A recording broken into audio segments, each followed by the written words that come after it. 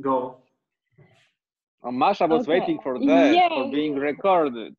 Okay, so Marek, let is me recording? take it from now because yeah, it's recording, and we're Is it? welcoming anybody who's gonna watch us. So let's hey everybody who's gonna be on the other side of it watching it. We're having fun here fighting with the Zoom, but we're entering pretty funny, hopefully fun, engaging interview. So Marek's been in leadership for 68 years. Just kidding, 28. Right? This was such a bad joke, Natalia. Okay. No, why bad joke? It's a good joke. Okay, To I will catch your tell you. Okay. catch your attention. And now he's transitioning out of Area SLM team, and we were thinking to grasp a little bit more aggressively this opportunity, ask him about leadership journey and lessons. So I'm gonna just launch us and ask kind of some few starting questions, but what I'm really hoping for that each of you here in a Zoom call, that you would as you listen or whatever's question forming in your heart and mind, that you'll jump in. Okay, so we'll start maybe with 3-4 questions, and then as you have a question, write them right away in the chat, so we could see, okay, maybe by this time we already have 2-3 questions, so we go there. Okay, so Marek, are you ready? Yeah, 3-4 questions might take the whole time, so we'll see. That's, yeah. It's so fine. you want short answers, in other words.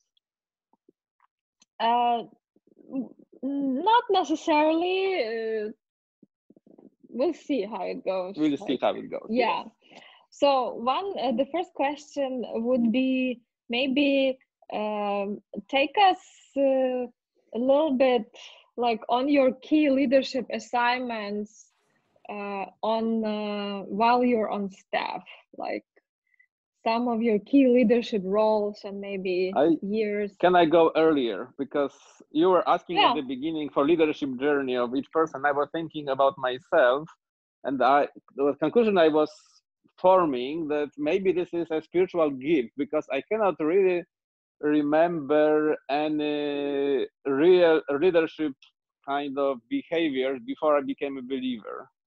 So I was I was in Scouts, but not really a leader there in different things at school. I was never MC like some of you, so just normal gray life, as I can say. And then when I became a believer, basically immediately started to initiate different things, and I came to Christ in the fall, and in the summer next year, I organized a camp for my friends so they can understand the gospel. It was my own initiative, and it was coming very naturally. I wasn't thinking, oh, now I'm a leader. I never really aspired for leadership roles that were coming to me, and I ended up leading a lot of the things. I was member of 2 boards, for example, and in both of them, I ended up being the president of the board.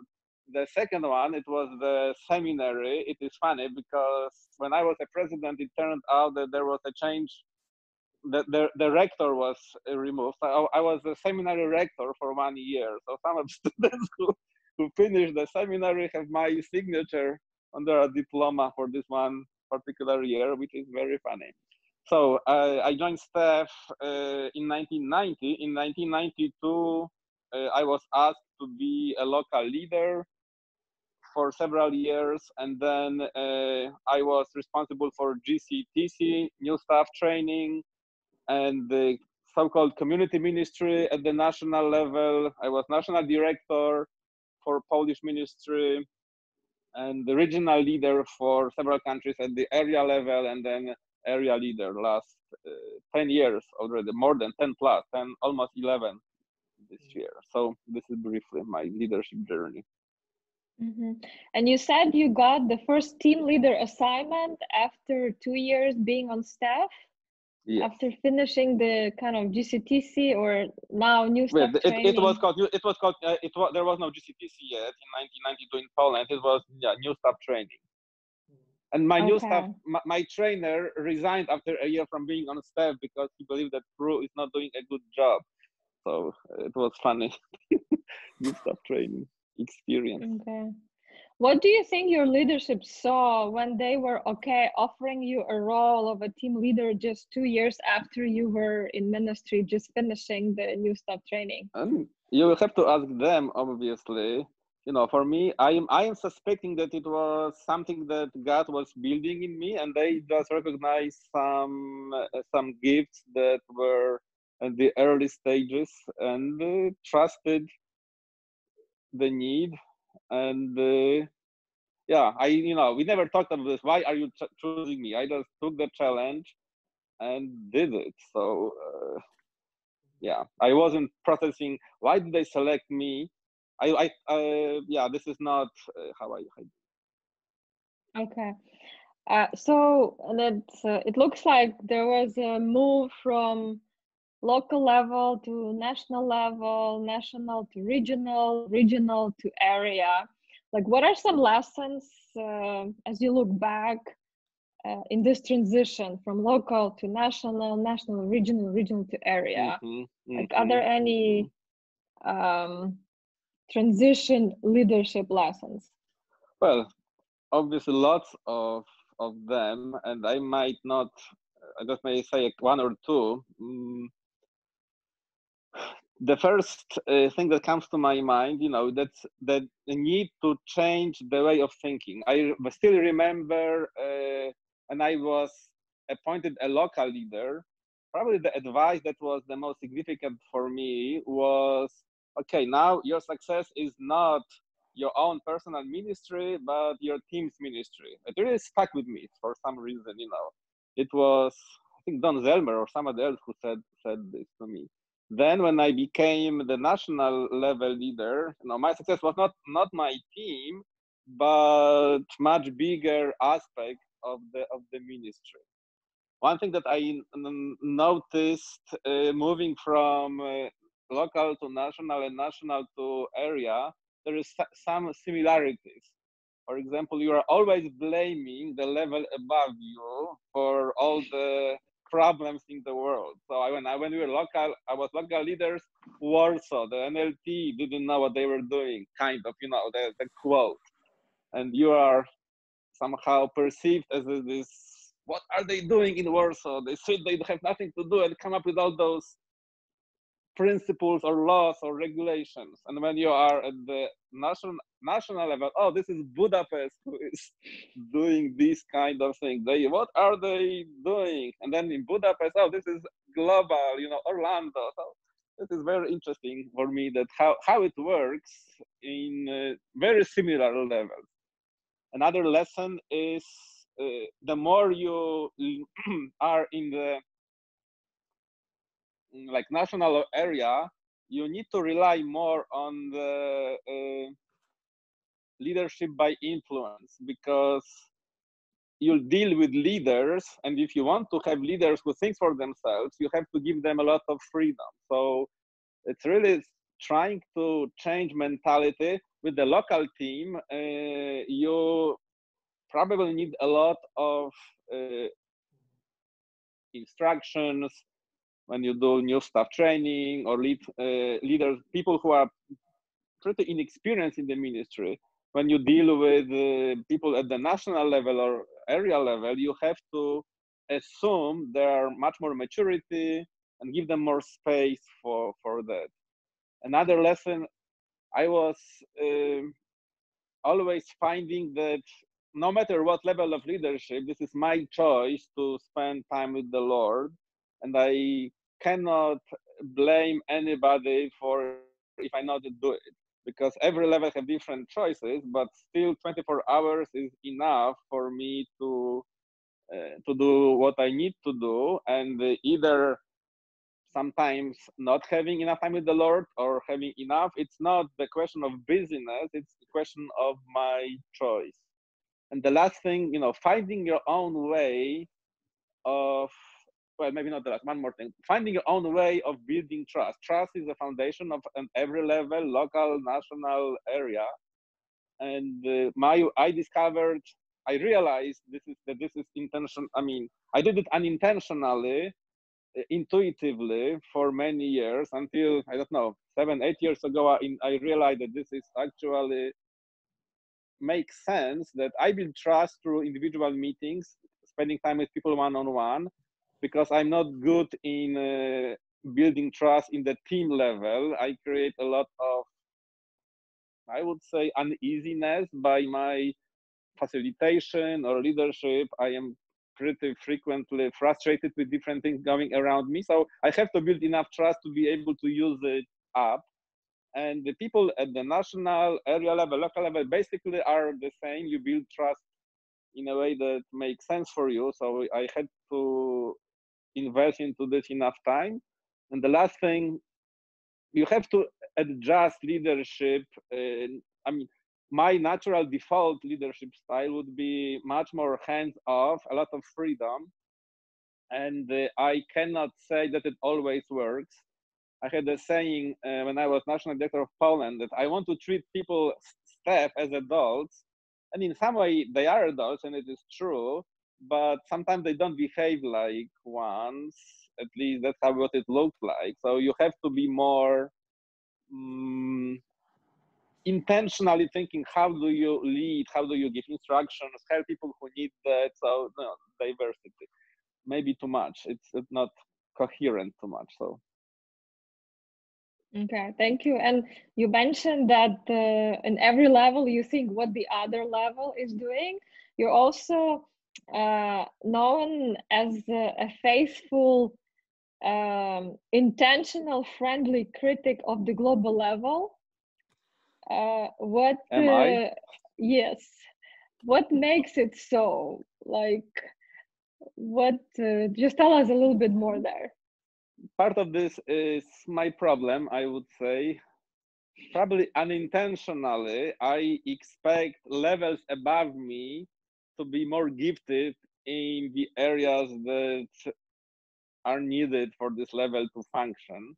And people are people. They are not different in different levels. They don't have more gifting. They have different type of gifting, and not always in the organizational skills. So I am trying to motivate the global level. I was trying from the very beginning, but very ineffectively for many years, to grow as organizational leaders. Like, each global event has at least 3 components to it: the spiritual side, relational side, and the professional side. And my experience in the last 10 plus years is, I love the spiritual part very frequently, a great content. The relational part always works, and professional, I would say, varies. Sometimes it's not that bad, but frequently it is not the best. So my focus is on the third part. How do I help our organization, any level, above me and or my level, grow in the professional side, so it is more helpful and useful for those who participate? And they come not only because they benefit from spiritual and relational, but also professional. And those of you who interacted at this level hopefully know what I mean. Okay.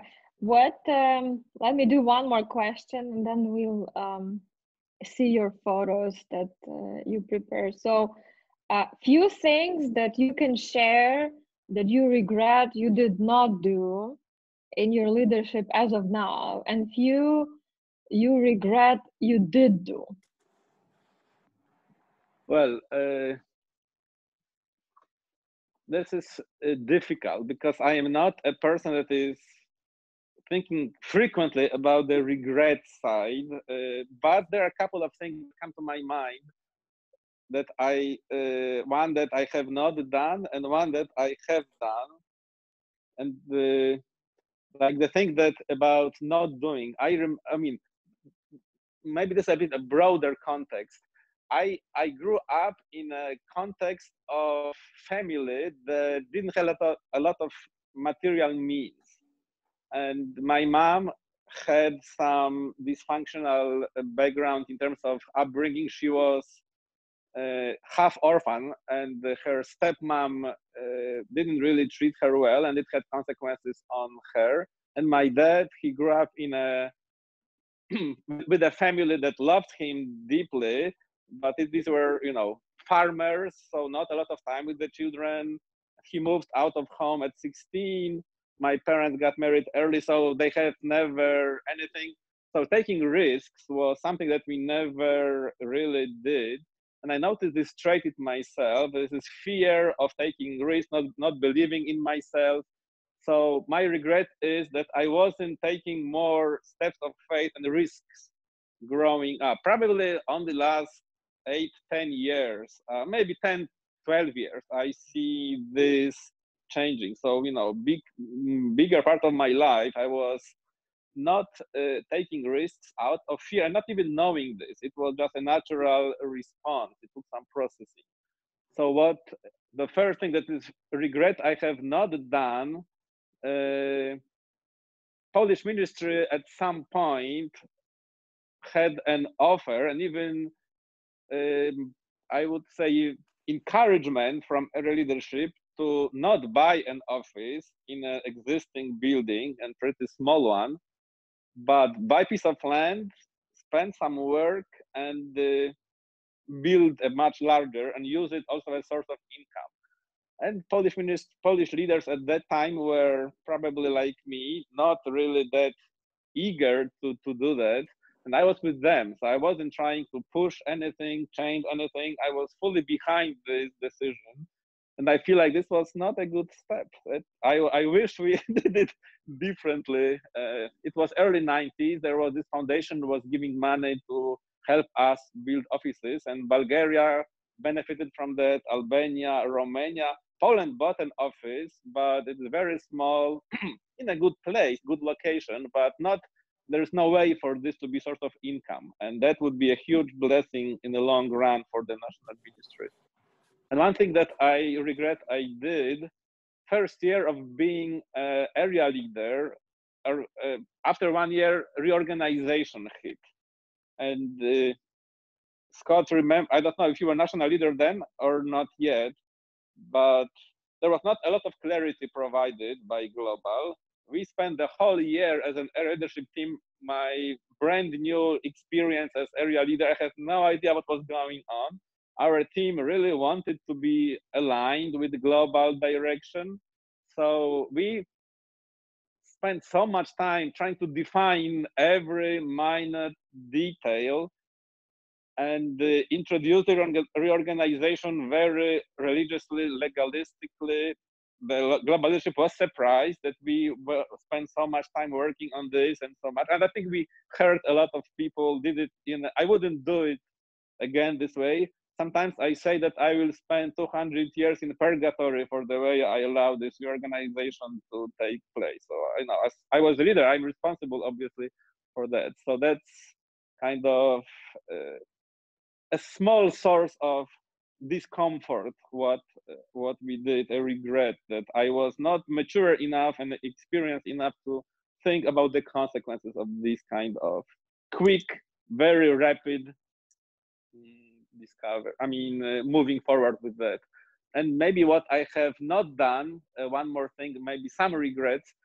I tend to be optimist about people sometimes too long. And there are a couple of situations where we could probably fire somebody, remove somebody quicker for the benefit of this person and the ministry. And I always believe it can be different. And so I used to believe much more. Now I am probably more realistic, but that was maybe a small regret, not huge, that, maybe it would be better for this person if some decisions were made earlier and not prolonged, in some cases done by my successors, like in Poland. Yeah, thanks for sharing. So I see a question from Masha and Yeta. Do you want to explain what? Oh, Okay, we just lost Masha. Then we go to Yeta. It says, what was one decision that was hard to make? And did you make the decision? I mean, it's probably a little bit similar to what you were talking already, but maybe, is there any context for this question, Yeta? Would you like to take it? Yeah, in leadership, it's a lot of hard decisions. So maybe if Marek can share one or two examples that was hard and why, and how did he make that decision? So did he consult with anyone? Did he choose by himself, or did he take time? That maybe would be helpful. My natural approach, Yeta, is I never lead by myself. That's not my style. So delegation, my ideal of leadership is people don't call me because they know who is responsible for different parts of the ministry, and the right people are called who are decision makers. So my job as a leader of overall is to make the system function well, vision provided for overall, and not deal with everyday issues most of the time. There are sometimes cases where you need to. So all the decisions we are making were made together. I don't remember any decision I was making by myself, but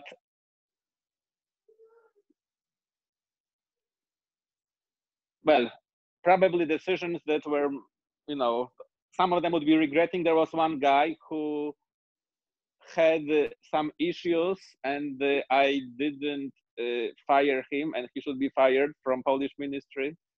And Mariusz did it, who followed me, very soon after that, after doing some more research and checking things more deeply that it was the right thing. So I have not made this decision because I am very committed. I'm a loyal person most of the time, at least that's how I perceive myself. And also my harmonies may be playing in this. I like for people to be happy. So the most difficult decisions for me are connected with people. And nothing comes to mind at the moment specifically, that this was very difficult decision to make. Every decision is difficult because decisions that are difficult for me are those where we have difference of opinion. So the teams that I lead, we do it together.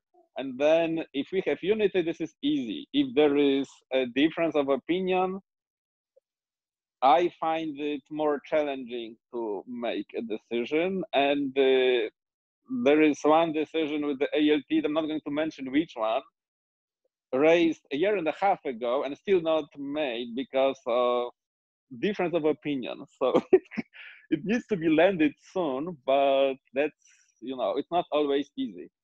And at times, very rarely, I would make decision by myself. I have the right to do it the way I perceive it. It's just the value of togetherness is so high for me that I don't want to break unless it is a hill that I'm willing to die on.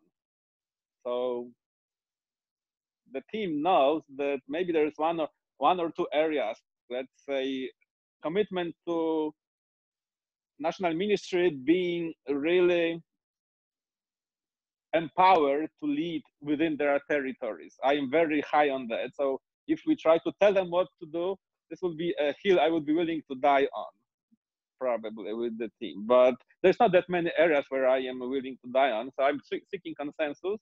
If there is no consensus, it is not easy. Okay, Masha, would you like to take your question? Yes. So I have heard a lot of times on Marek you say about if the team have a good goal, so it is a good or not for the team when they have a goal. It is depend on how it is motivating to behave differently. Mm-hmm. Yeah. So I like this idea very much. But if you have some so we work in SLM a lot in the team. So every team will have a goal for 1 year, 2 years, or longer. Did you have like a positive experience that you saw the team that you led, they achieved the goal, and how did you feel about it? That's a relatively new discovery in my personal leadership journey. One of the things that I regret, or maybe to beg, I regret that I learned so many things so late.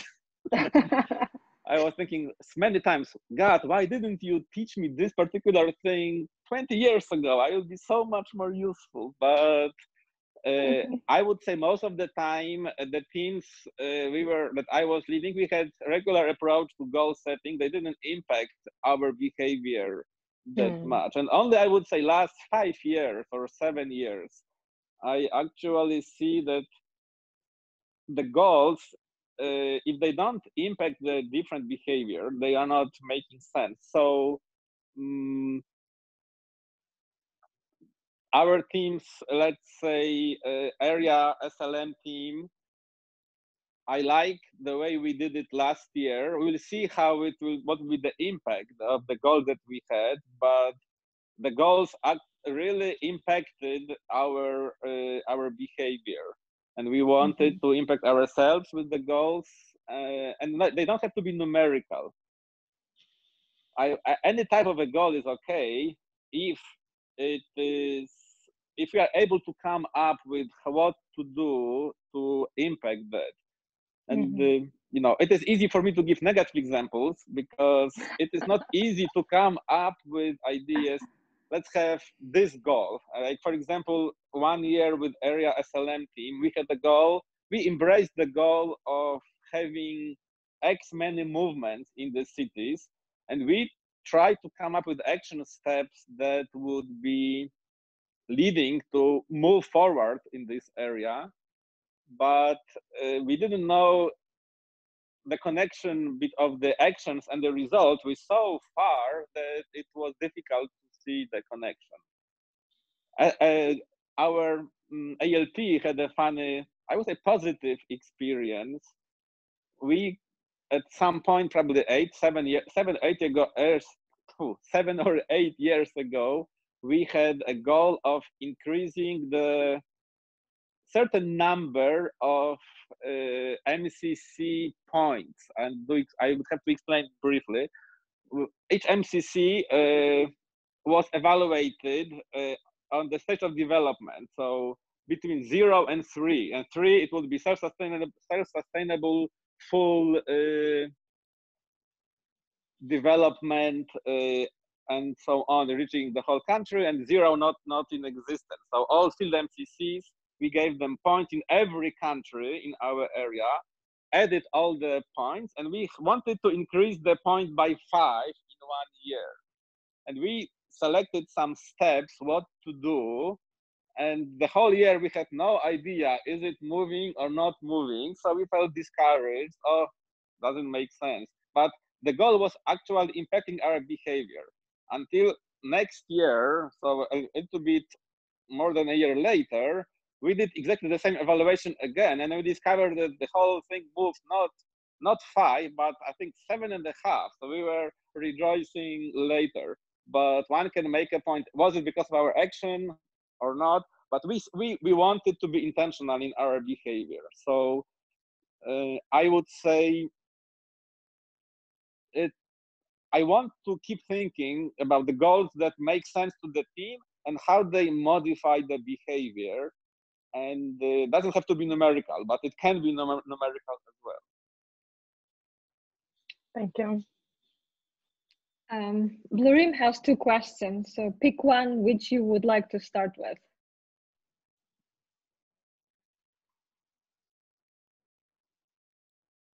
Blurim, you're muted. He is muted. Your mouth are moving. I thought you asked Marek. So I think this video would be heard also by local leaders and other staff members. So the first question that the local leader might ask is, on your experience, what would be some advice that you would give to a local leader? And also, what would be some components that would make a team or a team meeting and the team meetings better function? Those are my 2 questions. Yeah, asking for the whole training, Blurim, on this topic. DAT training. The easy training made DET, a huge... new staff training, new team Yes. leader training. Everything. I have another third question, harder, but let's go with the two first. This one is easy. This is very difficult because it is, you can talk to about so many things here. I would maybe pick one thing. Whatever first make sure that the team is growing spiritually and that the atmosphere is of trusting God together. And it's not people don't rely on their methodology, but on the Holy Spirit and Jesus working in people's hearts. And that's, if the team is there, nothing needs to be done. If they only kept it, if it is not there, how do we refresh it? The second, trust. How do I build trust in the team? Do we trust one another? Not trust? And there is not one way of building trust. Every leader needs to figure out his own way that he or she feels comfortable.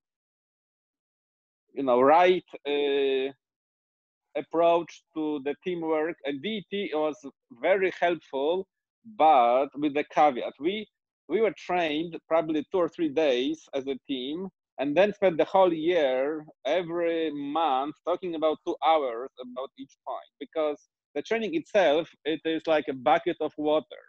So you have to take smaller pieces to actually swallow the whole bucket. You're not able to take the whole bucket in one time. So we used the whole year as a team, and it made a huge difference when we did it in our functioning. So I think it was one of the turning points when we learned how to function as a team on the basis of DET, because of the amount of time we spent over the year. The training was not crucial, the time together on this was crucial. So, and support people who are innovative and give them space. I don't know if this is a good idea, but I mean, this is a huge topic, Larry. We can talk about many different aspects. And every one of you here on this call can teach about this as well. So.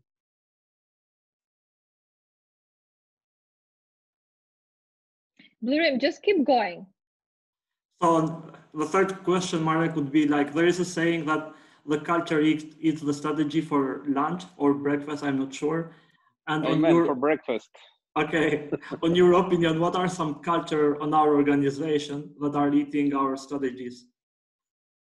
Commitment to history, tradition is something that is part of the culture. And we say one thing, but I don't know if this is internalized enough, that we want to be innovative.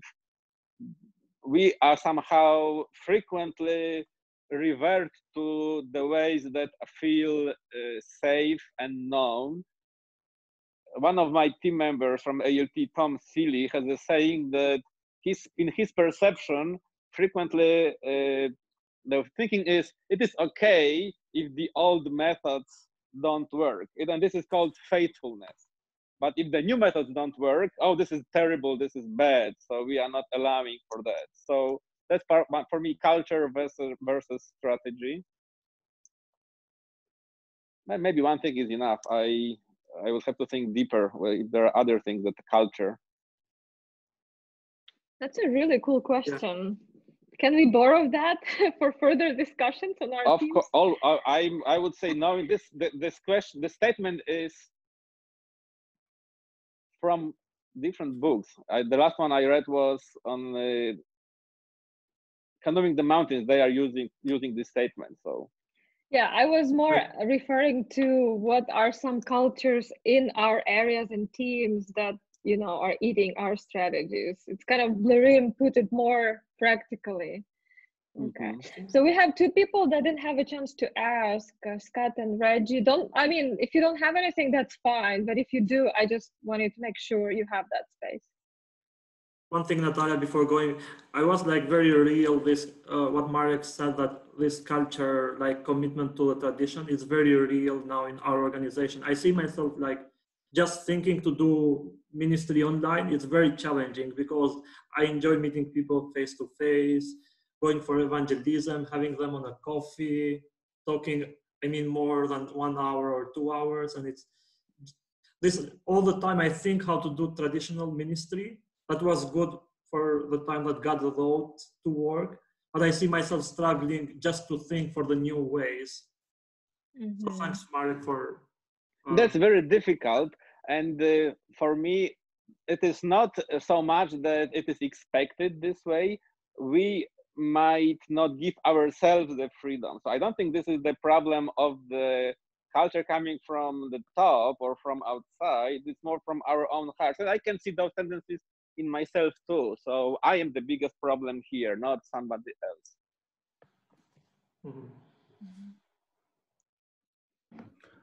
Maybe a question could be, Marek, in this period of transition, you know, both globally with, you know, coming out of this pandemic and also just organizationally, what opportunities do you hope to see our organization take related to mission or culture or whatever, that you're kind of hoping, you know, all these things kind of will provide opportunity for some kind of, new opportunity?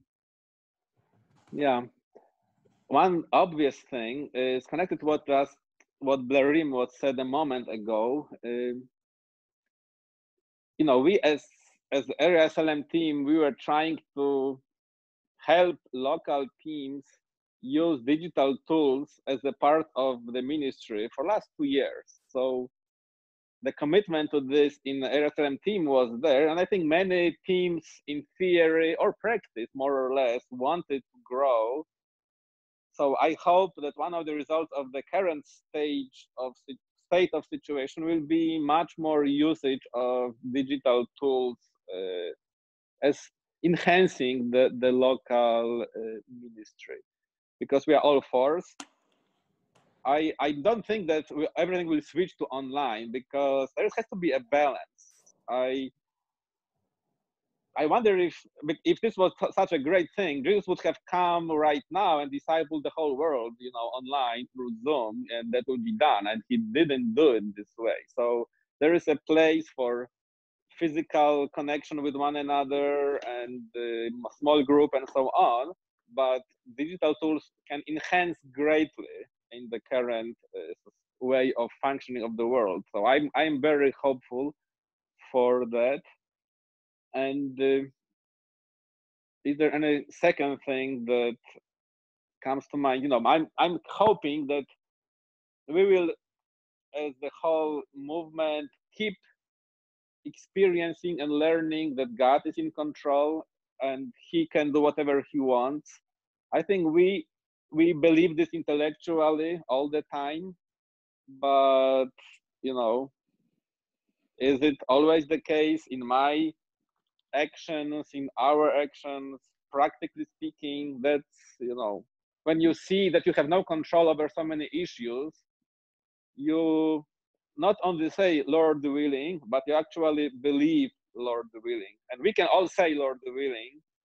Do we always believe it with our whole heart that it will happen if the Lord allows us for this to happen? So my hope is we'll be growing in the spiritual dependence as a movement as well. But you know, when things get better, history of Israel shows that going back to normal, bad normal, it doesn't take very long, but 1 generation or less.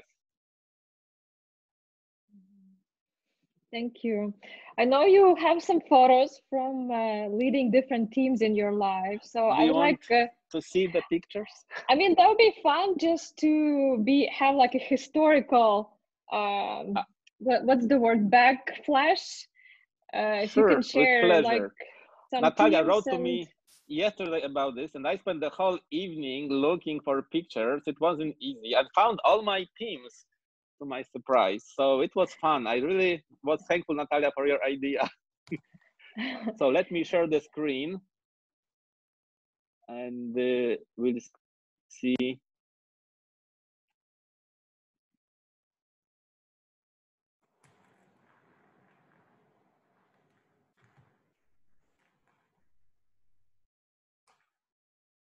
Do you see anything? You don't see anything. Not yet. Okay, it is supposed to, okay, I will join through my phone. because for some reason it doesn't work with this one. I don't know why. I did it.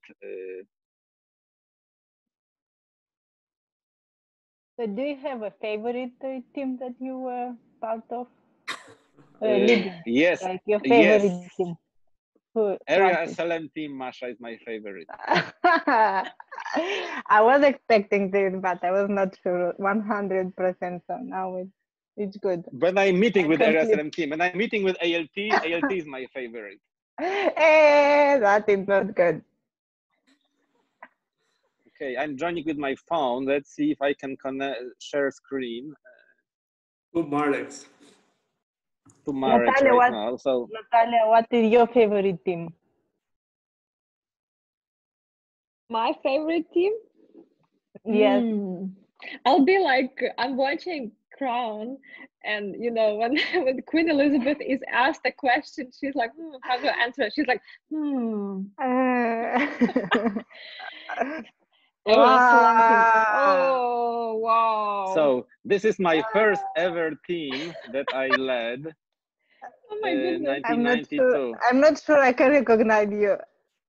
Me too. With glasses. Just the way how you put your hands, I can recognize you, but not when I looked at this picture, I said, you know, one of the things that Area SLM impacted me, I changed a lot of my dress style and so on, and other things. So I was thinking, wow, I was so ugly. So in some points of my life. So was a student ministry, Marek? This is my second team. Yeah, this was SLM in Warsaw. All of this is Warsaw SLM. And you can recognize some people here, right? Do you remember the years? Well, this was between 1992 and 99. So this was maybe 94 or 5. The person in the middle is Jennifer, and she was my, I cannot show you, she was my associate at that time. I didn't have associate my first year. She was my associate at the second year. And do you recognize people on the left on the screen? Or right? I mean, the guy in the sweater standing next to Allah. You know him. And yeah, it's Beata and Beata and Robert Kowalski. Yes. Wow. Marek, and move a little bit your iPad because it's like half of your face is only seen right now. But okay, I don't want to see my face because you look at the screen. You need to move yours, Natalia. So here you can recognize another person that you might know, the guy in this white shirt in the middle. Do you know him? And at that time, the girl on the far left in the white, Agnieszka, was my associate. What team is this, Marek? Stepniak? Stempniak, yes, on the left. She was, I really enjoyed working with her. She was an excellent one. And what team is this?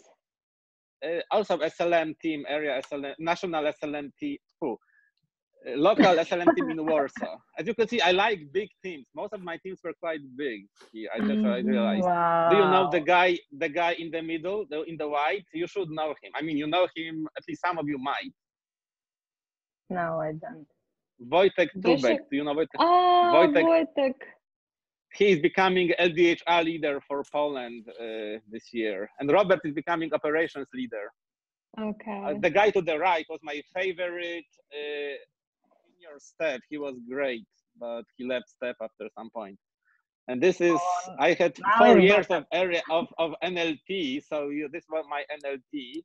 And the girl to the left, Christina, was my associate at that time. So you know some of the people. How many years did you lead this team? 4 years. So it's national Polish team. National Polish team. It didn't change. We had the same for 4 years, the same group. Just 2 pictures. Big teams.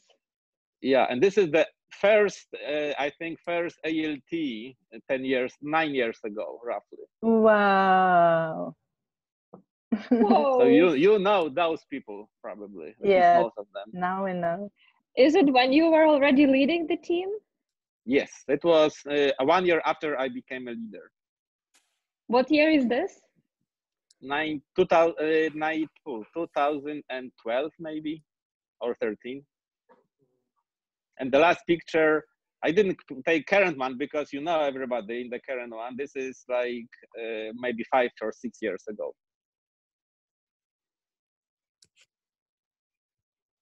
So just some fun pictures of my teams that I really enjoyed. That was good journey through time. Okay, how do I stop sharing this? Stop broadcast. It's not the way.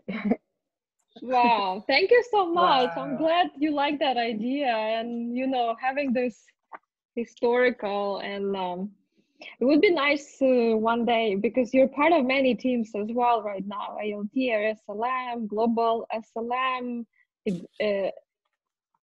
team of area team leaders, your executive team. So yeah, well, thank you. I mean, it's a good time to wrap up. I feel like we could go another 30 minutes. Feels like it was just like warming up. Maybe we'll continue this idea, but I thought it's a good time to picture, you know, the people in our ministry that. Do you want Reggie to, or she doesn't have any questions? I don't want to, but I don't want her to feel that she was wanted okay. to say She something. Wrote me, she was okay. Yeah, okay. She was okay. You were right. And I have one more question. Interesting. So if you'll be a leader of SLM, area SLM team for 5 years from now, what you'll do one thing for this? I'm not going to answer this question. Why? To not put any pressure on anybody. Yes, but you don't put, it's just your desire. Yeah, I'll say you can privately talk about it. We have 2 minutes, and let's wrap it up with prayer and dismiss the process observation. We're gonna be rebellious today.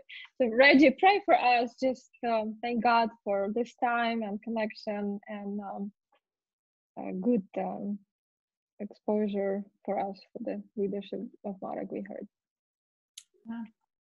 Dear Lord, thank you so much for how you've worked in Marek's life and letting us be able to learn from him and his journey.